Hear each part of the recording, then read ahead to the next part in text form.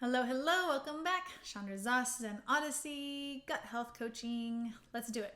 So I'm going to talk to the parents today, and everybody can listen because I think that there's all a part of us that's a kid and there's all a part of us that's a parent. So I think sometimes parenting our little inner kid is some of the best work we can do. And if you're going to be a parent one day, this will also be useful. Welcome! Here is your hostess and coach, Chandra Zas, helping people make food and mood changes doable without missing out. Go ahead, high five that like button, subscribe and share while you're there. What I find with one of the biggest desires with parents is patience. I think a lot of us have idealized the ability to be patient. And I hear a lot of parents wanting to be more patient, wanting to be less impatient. And becoming a parent, being a parent, is one of the hardest things I've ever done. It is pushed me in some incredible ways. And I would say one of the best things that I've gotten out of it is patience. I've learned how to be more patient. So I want to talk to you guys a little bit about my mindset of how I cultivate and create patience. And this totally applies to gut health and how we parent ourselves. I find that a lot of gut health is related to our relationship with ourselves.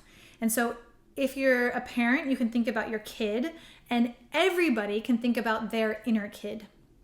So what I find when we're impatient, it's because we have expected something to go a certain way and it's not going that way.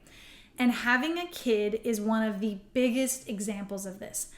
Having a kid forces us to go with the flow, accept and have all of this chaos and catastrophe. Like, even the most controlling and on top of it person, which I would say I used to be one of those up there people, it pushes you to a limit where, I remember the first year or two where I was just like constantly practicing on letting go. I was like, okay, this isn't going to happen how I want it to happen. This isn't going to happen how I want it to happen. Like, okay, breathe, let go.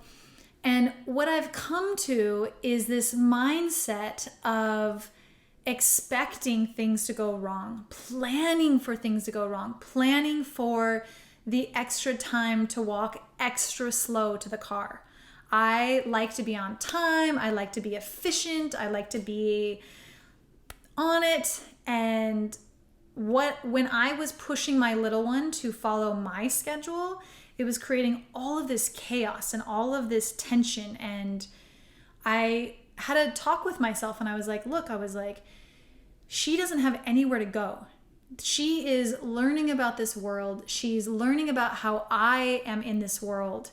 And do I want to teach her and show her and role model for her to rush through everything and to sacrifice the connection and the slow pace for getting there efficiently? I still like to be on time, but what I do is I just plan for extra time. All the parents, at her school, a couple of the parents one day stopped me and they're like, "You're always on time." And it's true, I was, but I was leaving like with 20 extra minutes of time to go slow and stop and look at the leaf and go back to the house to change the shoes. Or I always left extra time so that we could have a time to get there in a really slow way and in a really present way, which I think is one of the biggest gifts to being a human and to raising a small human, is allowing and cultivating the space for presence. I also think that presence is very connected to patience, because patience is a certain type of accepting of reality, of being aware and being present for what is. And so my mindset as a parent is to allow a lot of extra time and space for all of the mistakes and all of the messes and all of the wandering, like the beautiful wandering that kids do, like the leaf over here and the rock over there. And that is a really beautiful, special way to explore the world. And I don't want to take that away from her. In fact, I want to relearn from her what it's like to like look at the dirt and put our hands in the dirt and feel it and experience it. I don't want to just rush by life. I want to be patient. I want to embody that. I want to allow her to be that way, to be present and to explore.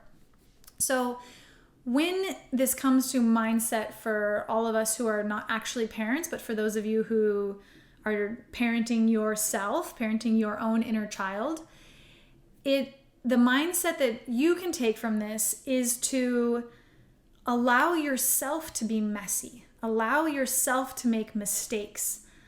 Give yourself the extra time. Don't squeeze yourself. Don't rush yourself. Don't pressure yourself. Like sit back and look at, like if we're talking about time, if we're talking about being on time to someone, this is a big hot topic. You know, on the opposite side, stress and pressure, it's not good for the gut. You create all these yucky chemicals in our body that aren't good for our gut. So let's talk about getting somewhere on time. So what if you allowed yourself enough time to get there on time, but in a calm way? How would you have to set up your schedule? How early would you have to leave? How early would you have to wake up? How early would you have to go to bed? What if you start thinking about yourself and your quality of presence and your patience with yourself, and you're planning for the messes, you're expecting the interruptions? How much space does that create inside of you? And how much stress does that start to relieve? I remember that when I was beginning to be a parent, I wanted to do it all. And I quickly learned, I'm like, wow, I'm either going to lose my sanity or I'm going to like lower the expectations and choose a few important things and let the rest go and be here present with my little one. Be here present with myself, with my own inner one, my own little one inside. That is one of the biggest gifts that we can give our children and that we can also give our inner children.